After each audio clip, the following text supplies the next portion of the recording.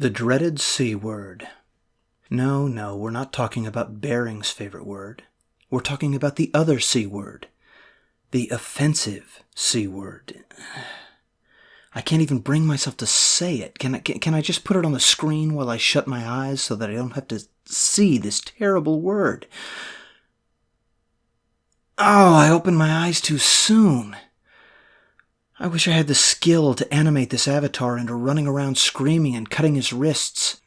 This word is a terrible word because it implies groupthink and collectivism, and it allows people to hold others accountable for crimes they haven't committed. Or does it? How horrible is this word really? On its own, it's harmless enough. But if you put this word before it, then the dreaded C word does serious damage to the preceding word. Alright, I'm done bullshitting. I'm going to say it now and say it proud. I am a part of the skeptic community. Not everyone thinks that's a good thing, though. In fact, there are people who want nothing to do with it, and some would even eliminate the phrase entirely. I say with all conviction, I do not want to be part of the skeptic community. I don't want to be part of it. Please, guys, stop calling it a fucking community. No. No, I don't think I will stop. I use the phrase skeptic community freely, and I will continue using it. I'm making this video to explain why. First, I've got to do away with a couple serious misconceptions about what the skeptic community is. Is it a bunch of people making YouTube videos? That seems to be how some people define it.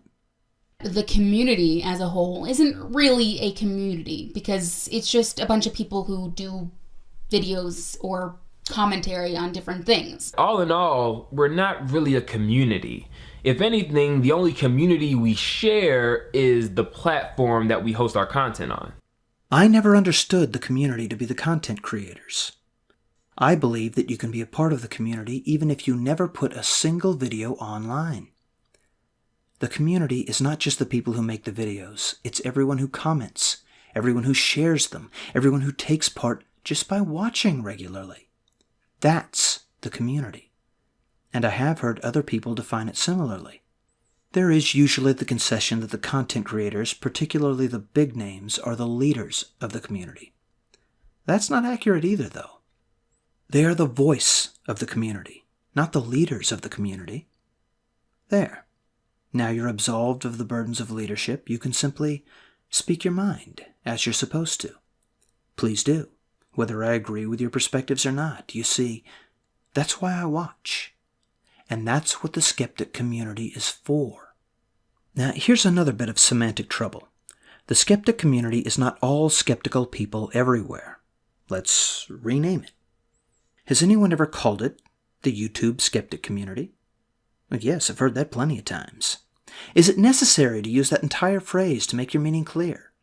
When I use the phrase skeptic community, I'm referring to the YouTube skeptic community, specifically the fans of certain YouTube content creators. I just shorten it down to skeptic community for ease of conversation. So despite the name, the community is not based around a particular idea.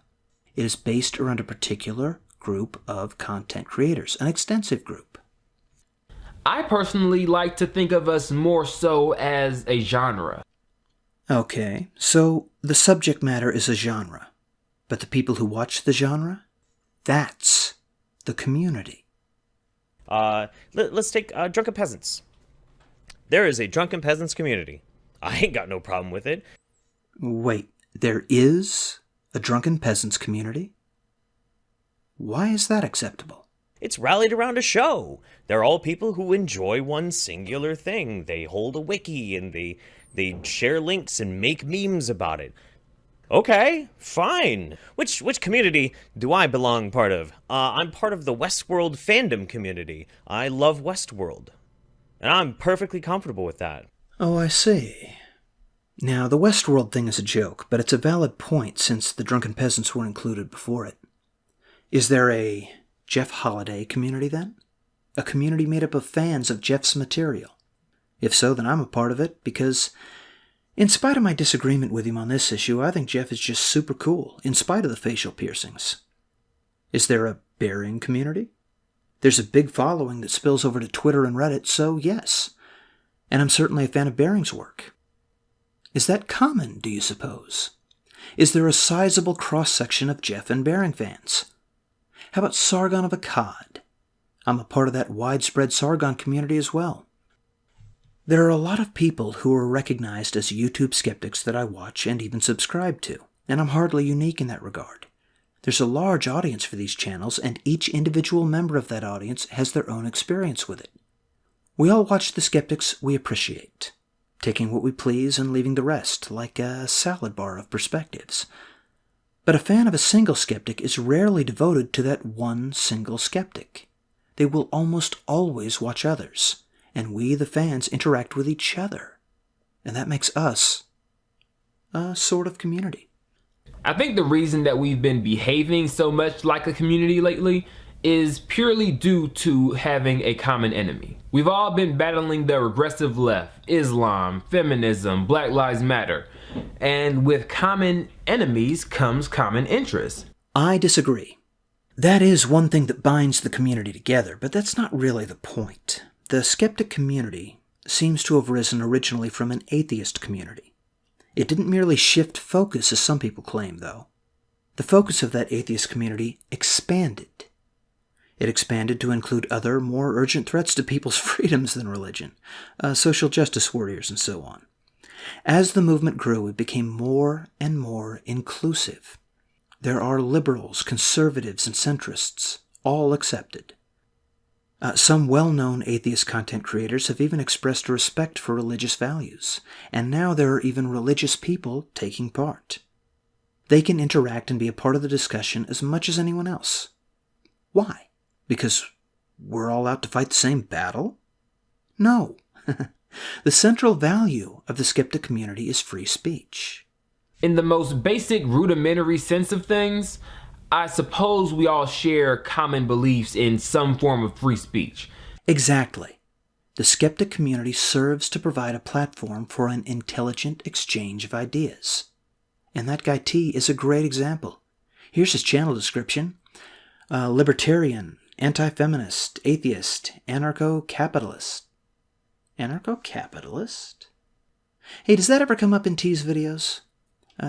Do any other YouTube skeptics respond, debate, or otherwise discuss that subject? Yes.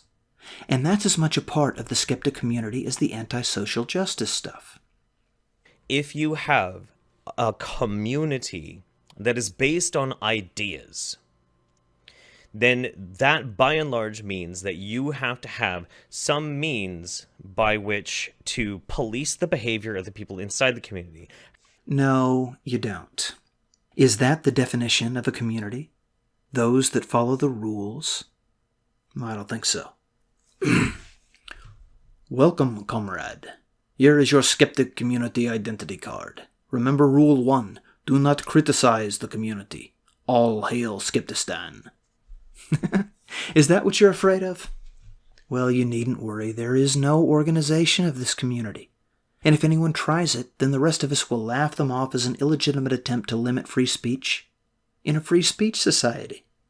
There's this weird thing where you can't talk about the shitty things that other people do because they're within your community. No. Being a part of a community does not put the community or any of its members beyond reproach. Of course, I will say that I will definitely call out people within the loosely associated group of individuals when they are doing some problematic stuff. Please do. Although I would prefer you criticize people rather than call them out. But isn't that just another semantic argument? I've seen plenty of debates and arguments among the community, and always there are people pleading for an end to the drama, but I'm not one of them. I don't think I'm alone there either. But what is it that you're afraid of? Being criticized for criticizing? Well, here's my advice to you. Do it anyway, because no one can stop you. If the community exists, and you are set upon for attacking a fellow member, then what's the worst that can happen? You're ousted from the community?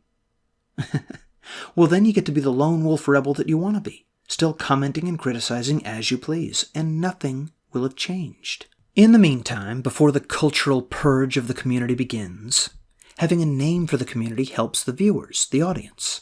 Now, the content creators might feel stifled, unnecessarily in my opinion, but the rest of us will be able to seek out the material and commentary we're looking for with more ease.